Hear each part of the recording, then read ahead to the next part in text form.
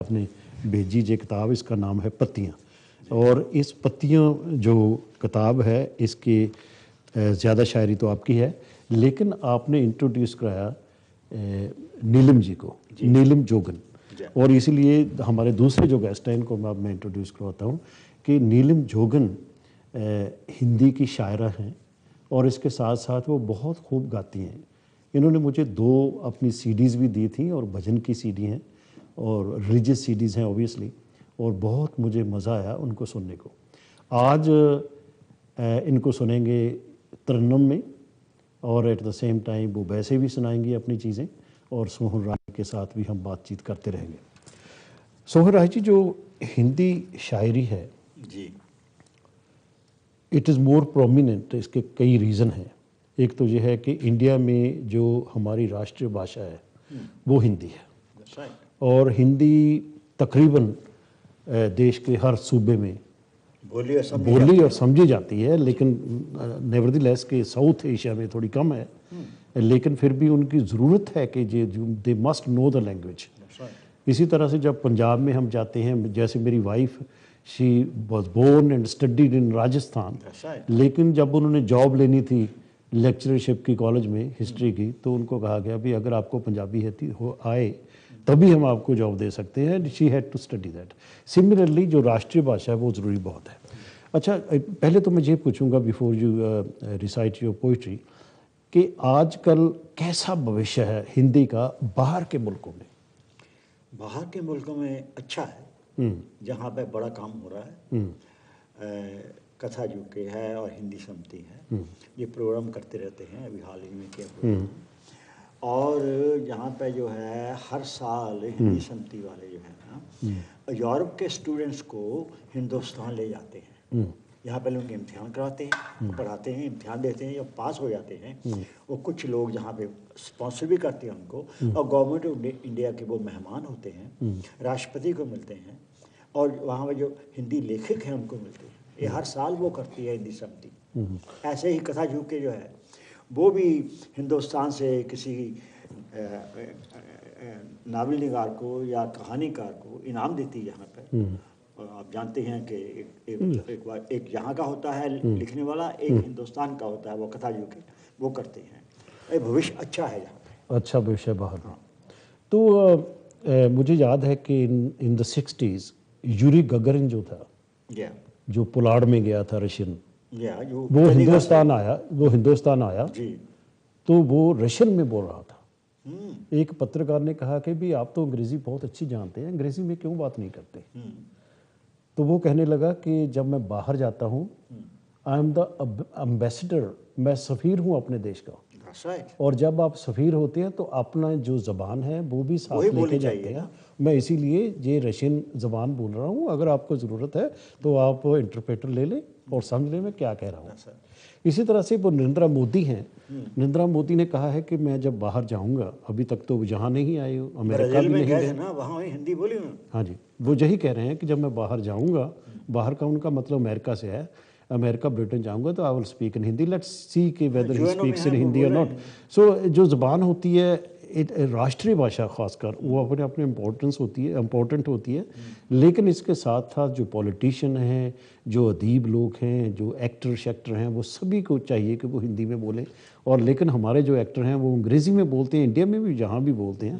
There is lot of criticism about it, they work in Hindi films but they prefer to speak in English. That's right. लेकिन हिंदी की इतनी importance है कि जो उर्दू ज़ुबान है बड़े सगीर में, हमारे हिंदुस्तान में है, पाकिस्तान में भी है, उसमें कोई 60% जो अल्फाज हैं वो हिंदी के हैं।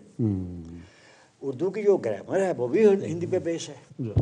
Hindi is a very important language. मैं इंग्लिश में बोल रहा हूँ साथ में, लेकिन ये बहुत ही महत्वपूर्ण एक हमारी भाषा है। इस भाषा में बात करना हमें फ़ख्र होना चाहिए, और हमें इसका मान है, सम्मान है। इसमें इतना लिटरेचर लिखा गया है कि कुछ ना पूछिए। हमें आती नहीं हिंदी, इसलिए हम पढ़ते नहीं हैं। सही है, अगर आती भी हो तो हम शायद कई दफ़ा शर्म महसूस करते हैं, हाँ, शर्म एम्बैरेस महसूस करते हैं। जोगन जी, आप दिल्ली में जम्मी और पली एजुकेशन वहाँ से ली, 1979 में आप इस मुल्क में आए, 77 में आए। तो वहाँ मैंने देखा कि दिल्ली में ज़्यादातर जो लोग हैं, पढ़े लिखे लोग हैं, अमीर तबका लोग हैं, वो अंग्रेज़ी में बात करते हैं, हिंदी में नहीं करते। ऐसी बात नहीं है, घरों में अक्सर बच्चे हिंदी में ही बातें करते हैं। और मैं भी हिंदी स्कूल में थी, इंग्लिश हमारा कंपलसरी एक सब्जेक्ट था, पर घर में फिर हम पंजाबी ही बोलते थे। पर अभी भी मैं जब जाती हूँ दिल्ली तो घर में सब हिंदी ही बोलते हैं, हिंदी बोलते हिंदी बोलते हैं, क्योंकि हमारी जो दादियाँ हैं, मामियाँ हैं, नानियाँ हैं, तो उनको कहाँ समझ आएगी ना इंग्लिश। सही बात तो है, इसलिए सही फिर बात है। हिंदी बड़ी अभी कॉमन है। चलो ये जो होती है political attitude, social attitude, social mannerism, वो समय के साथ साथ बदलते रहते हैं, वो डिवॉल्व होते रहते हैं, इवॉल्व होते रहते हैं। आपकी ये मैं चीज़ पढ़ रहा था, आपने कहा है जब मैं आग में थी तो लगा कि मैं जल जाऊंगी। जी जब मैं आग में थी तो लगा मैं जल जाऊंगी, पर जब बाहर आई तो लगा वहाँ कुछ भी न था। जी तो फिर आपने कहा अब मैं फिर इसी आग में जलना चाहती हूँ, क्योंकि वो आग मुझ में अब भी सांस ले रही है। जी। वो कौन सी आग है? आग ऐसा है कि मैं आपको अगर 2 लाइनों में अपना एक शेर सुनाऊं तो जी। शायद उसका कुछ मतलब निकल आए।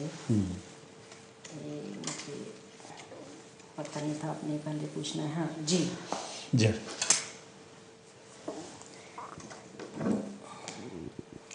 ना बताओ, ना बताओ कि जीना क्या है, ना बताओ कि जीना क्या है, मैं तो आग के दरिया से बच के निकल आई हूँ। वाह, वाह, क्या बात है। तो आग के दरिया से बच के निकल आई। अच्छा ना है। बताओ कि अच्छा कहा। जीना क्या है, मैं तो आग के दरिया से बच के निकल आई हूँ।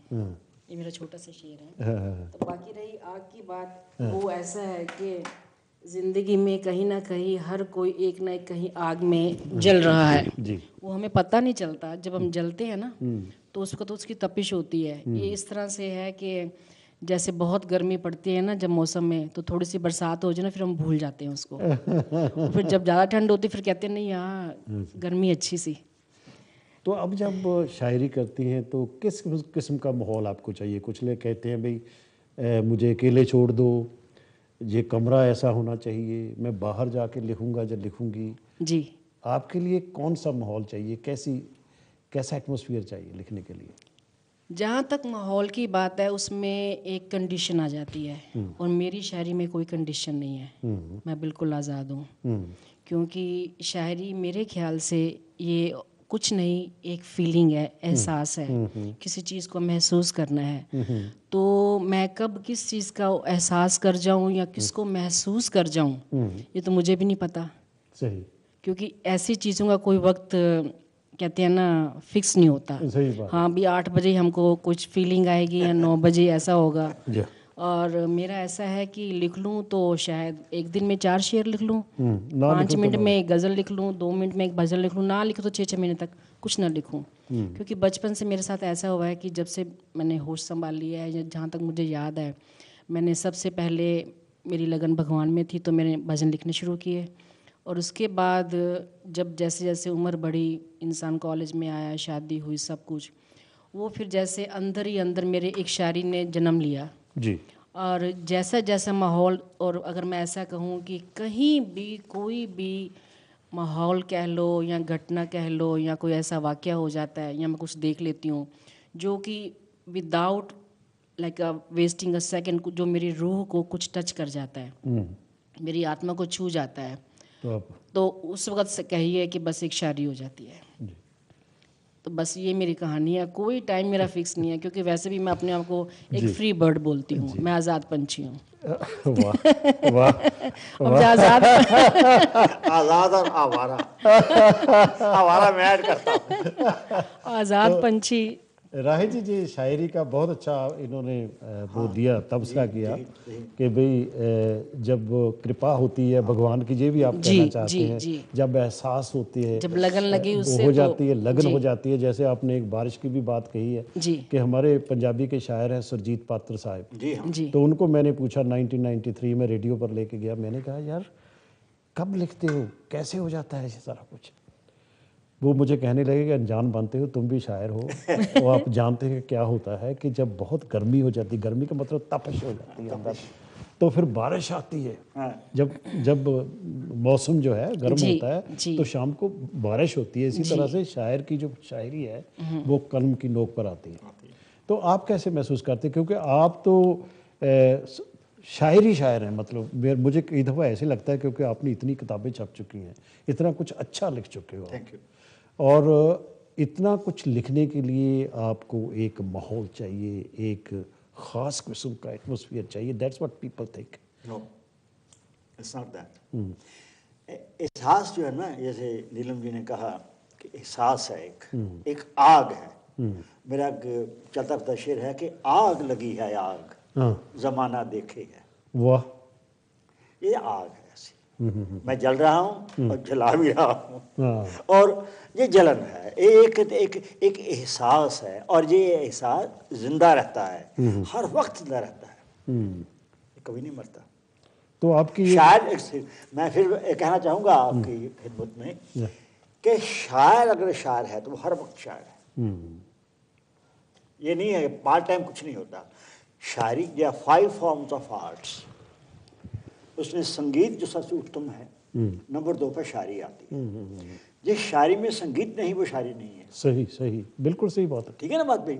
अगर क्योंकि जो गज़ल है फॉर एग्जांपल, गीत तो गीत है ही, हाँ। उसमें तो धुनी होनी चाहिए, या उसमें संगीत होनी चाहिए। लेकिन कोई उसमें भी शायरी, अगर जी, कोई भी शायरी है, नज्म है, गजल है, मरसिया है, जी हमद बिल्कुल। है, नात है, नहीं नहीं, मैं भजन सिर्फ है, आई एम ओनली डिफरेंशिएटिंग कि नहीं, भी नहीं, जो गीत तो गीत है, गीत तो उसमें है। तो होना ही चाहिए। नहीं, लेकिन नहीं। कई लोग, आई एम सॉरी, कई लोग ये समझते हैं कि जो गज़ल है इसका क्या है, इसमें कोई ज़रूरी नहीं है ना, संगीत। ना, उसमें संगीत बहुत ज़रूरी है। और एक और बात भी, क्योंकि आप बहुत बड़े गज़ल गो हैं तो मैं तो कुछ भी नहीं, नहीं, तो ऐसा ये मैं कहता हूँ कि जो गज़ल है हाँ जी, इसमें you don't have to wait like तकड़ी होती है, तराजू होता है, उसमें वे करने की ज़रूरत नहीं है। अगर आप गुनगुना सकें उस गज़ल को, उसका वज़न सही रहता है। ये ठीक है कुछ हद तक। कुछ हद तक मैं जब लिखता हूँ नहीं, जो ऐसे ही होता है।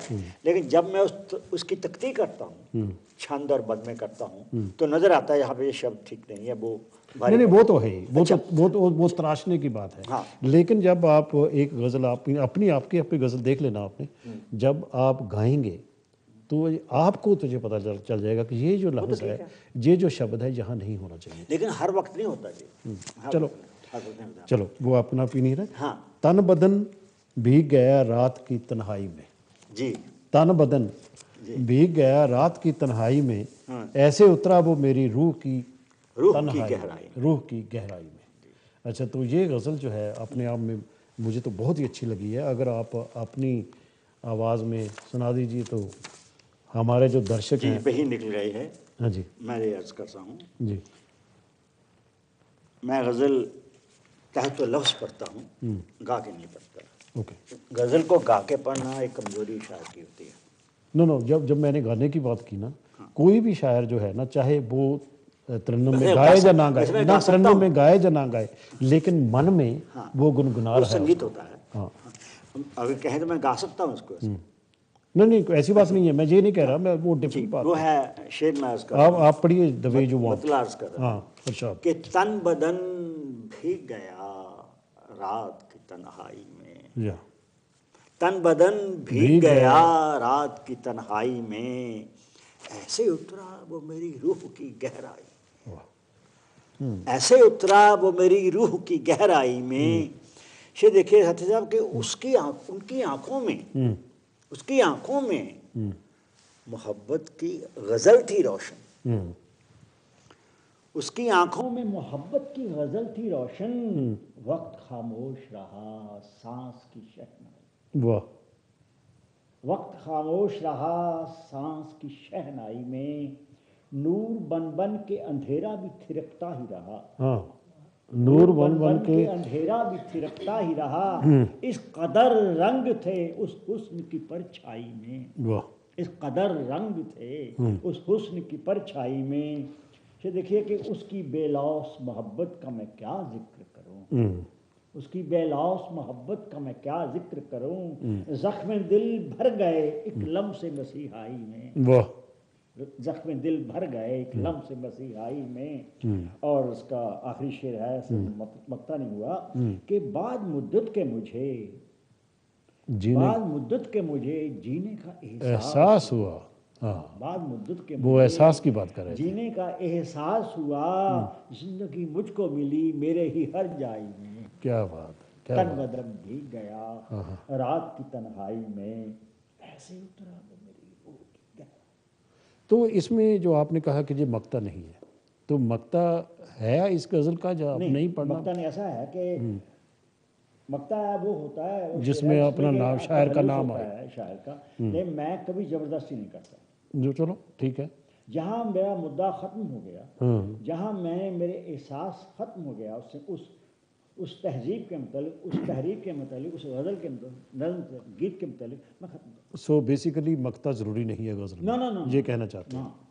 और मतला तो रहेगा ही, और मतला तो रहेगा ही, और मतला रहेगा। शेर जो अपने आप में मुकम्मल होने चाहिए वो भी आपने, जी। बिल्कुल सही बात है आपकी।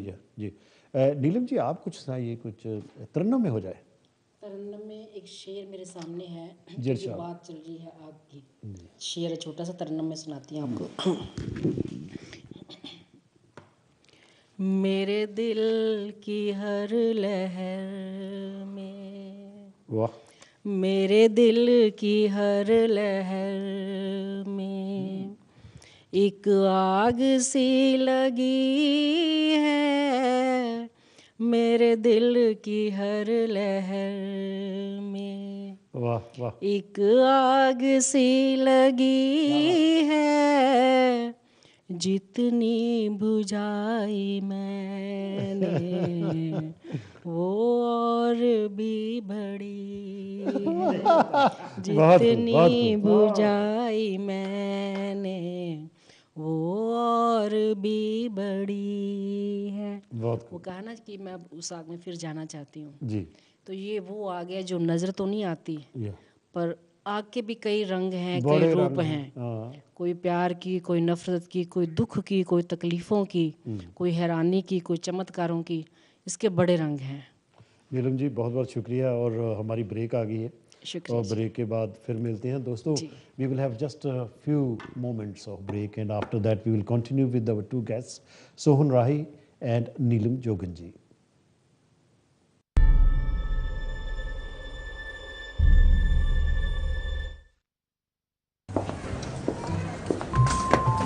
That'll be $4.99, ma'am. There you go. Thank you. And have a great day, ma'am. Well, what about my change? What can you get with 1p? A call to my mum who lives in India. You don't believe me? Mum! Hi, beta. How are you? Call India landlines and mobiles for only 1 pence per minute. Order your free SIM at lycamobile.co.uk today. ਵਸੀਅਤਨਾਮਾ ਔਰ trust ਬਣਾਉਣ ਦੇ ਨਾਲ ਹੀ ਤੁਸੀਂ ਆਪਣੇ ਪਰਿਵਾਰ ਔਰ ਜਾਇਦਾਦ ਦੀ ਹਿਫਾਜ਼ਤ ਕਰ ਸਕਦੇ ਹੋ।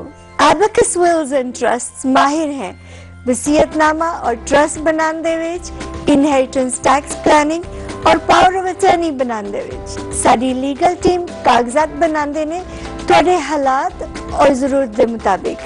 ਹੋਲੀ ਫੋਨ ਕਰੋ on 0845 025 0111। International promoter Safdar Hussain proudly presents Paresh Rawal in double role in a hilarious comedy play, Dear Father. हमारा नया हिंदी ड्रामा देखो Dear Father. Dear Father emotional भी है, कॉमेडी भी है, थ्रिलर भी है, 3 in 1 है। For info, call Safdar Hussain on 074 6696 3315 or visit safdarhussain.com. This show is brought to you by Euro Catering, Hackney Road, London. Om Namo Narayan. You are all invited to the Prabhu Kripa Dukh Nivaran Samagam that will be held in Italy and the UK on the following dates. On the 5th of September from 2 p.m. onwards in Reggio Emilia in Italy, and on the 7th of September from 2 p.m. onwards in Kadwa Patidar Centre on Kenmore Avenue in Harrow. Contact for more details.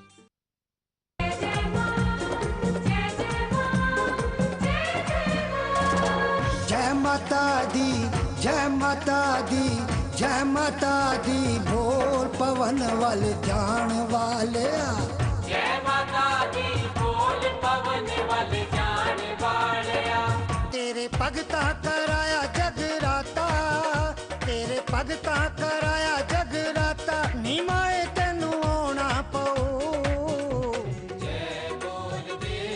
देखना मत भूलिए इस live माता की चौकी only on LED.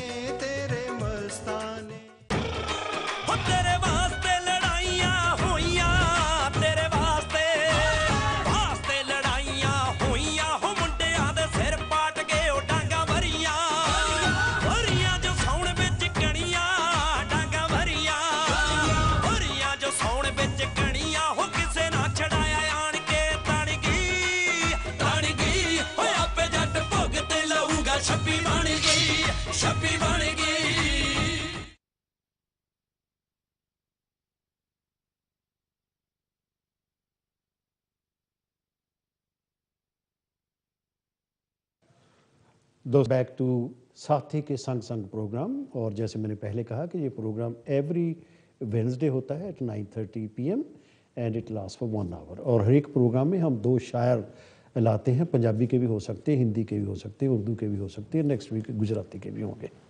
तो अगर आपने मेरे साथ कोई रब्ता करना हो, कमेंट्स देने हो इस प्रोग्राम के बारे में, इवन क्रिटिसिज्म भी ठीक है, तो हमारी ईमेल आईडी नोट कीजिए। वो मेरी अपनी ईमेल आईडी है, वो मैं पढ़ूंगा और अगले प्रोग्राम में आपका नाम लेके आपसे आपका जिक्र करूंगा। तो ईमेल आईडी है skssmatv@gmail.com। बड़ा सिंपल सा है, skssmatv@gmail.com। और आपका मैं शुक्रगुजार हूँगा अगर आप कुछ कहें तो। आज हमारे स्टूडियो में जो शायर हैं वो हैं जनाब सोहन राही साहब। उर्दू में लिखते हैं, हिंदी में लिखते हैं और पंजाबी में भी लिखते हैं कभी कभी। एंड दूसरे हमारे शायर हैं नीलम जोगिन जी। और नीलम जोगिन जी हिंदी में लिखती हैं और इसके साथ साथ वो भजन भी गाती हैं, उनकी सीडीज़ भी बन चुकी हैं।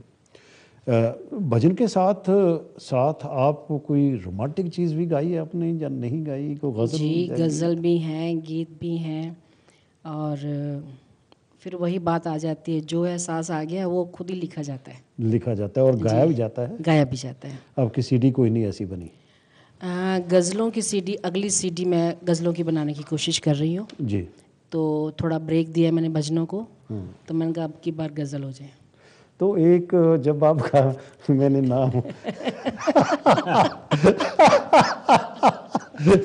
नीलम जोगन जी, तो एक मुशायरे में थे, आपको याद है? जी जी जी। कि मुशायरे में बैठे तो किसी ने नाम लिया, स्टेज सेक्रेटरी नाम लिया कि आप नीलम जोगन जी अपना गीत पेश करेंगी। जी।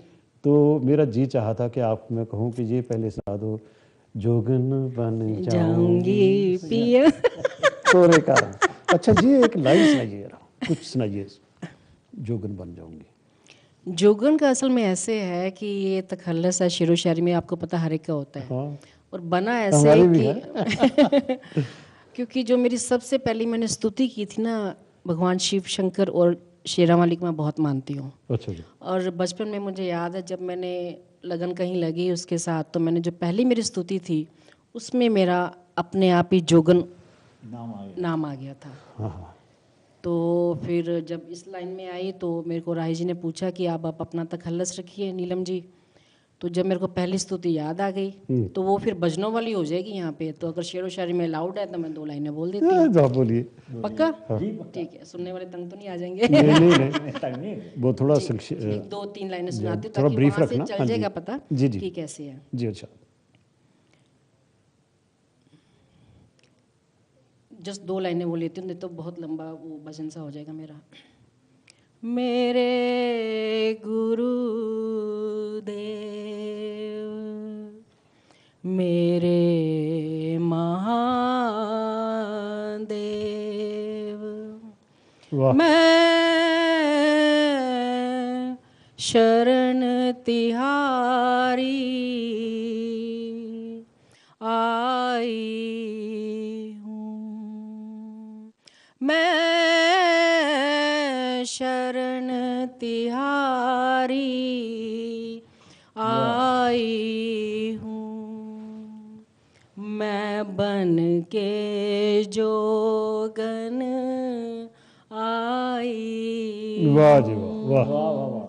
मैं शरण तिहारी आई हूँ, मैं बन के जोगन आई हूँ।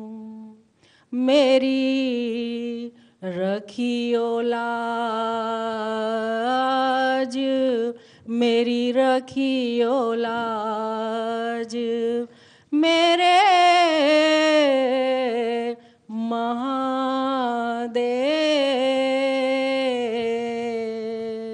वाह वाह। मैं बनने तिहारी आई हूँ, मैं बनने तिहारी आई हूँ, मैं बन के जोगन आई हूँ।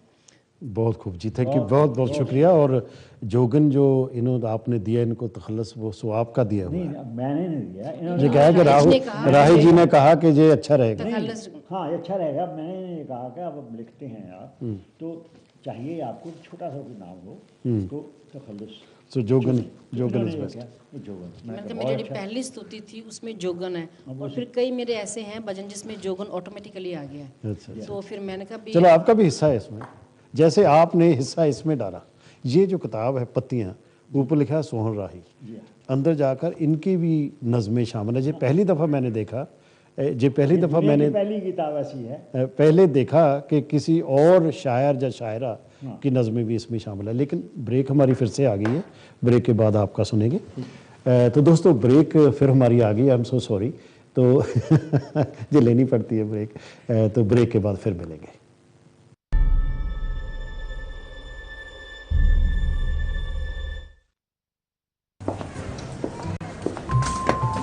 That'll be $4.99, ma'am. There you go. Thank you. And have a great day, ma'am. Well, what about my change? What can you get with 1p? I've called to my mum who lives in India. You don't believe me? Mum! Hi, beta. How are you? Call India landlines and mobiles for only 1 pence per minute. Order your free SIM at likeamobile.co.uk today. ਵਸੀਅਤਨਾਮਾ ਔਰ trust ਬਣਾਉਣ ਦੇ ਨਾਲ ਹੀ ਤੁਸੀਂ ਆਪਣੇ ਪਰਿਵਾਰ ਔਰ ਜਾਇਦਾਦ ਦੀ ਹਿਫਾਜ਼ਤ ਕਰ ਸਕਦੇ ਹੋ। Abacus Wills and Trusts ਮਾਹਿਰ ਹੈ ਵਸੀਅਤਨਾਮਾ ਔਰ ਟਰਸਟ ਬਣਾਉਣ ਦੇ ਵਿੱਚ, ਇਨਹੈਰੀਟੈਂਸ ਟੈਕਸ ਪਲਾਨਿੰਗ ਔਰ ਪਾਵਰ ਆਫ ਅਟਾਰਨੀ ਬਣਾਉਣ ਦੇ ਵਿੱਚ। ਸਾਡੀ ਲੀਗਲ ਟੀਮ ਕਾਗਜ਼ਾਤ ਬਣਾਉਂਦੇ ਨੇ ਤੁਹਾਡੇ ਹਾਲਾਤ ਔਰ ਜ਼ਰੂਰਤ ਦੇ ਮੁਤਾबिक। ਹੁਣੇ ਫੋਨ ਕਰੋ on 0845 025 0111। International promoter Safdar Hussain proudly presents Paresh Rawal in double role in a hilarious comedy play, Dear Father. आपके शहर में हमारा नया हिंदी ड्रामा देखा Dear Father. Dear Father emotional भी है, कॉमेडी भी है, थ्रिलर भी है, ग्रेट फन है। For info, call Safdar Hussain on 07466963315 or visit safdarhussain.com. This show is brought to you by Euro Catering, Hackney Road, London. Om Namo Narayan. You are all invited to the Prabhu Kripa Dukh Nivaran Samagam that will be held in Italy and the UK on the following dates. On the 5th of September from 2 p.m. onwards in Reggio Emilia in Italy, and on the 7th of September from 2 p.m. onwards in Kadwa Patidar Centre on Kenmore Avenue in Harrow. Contact for more details.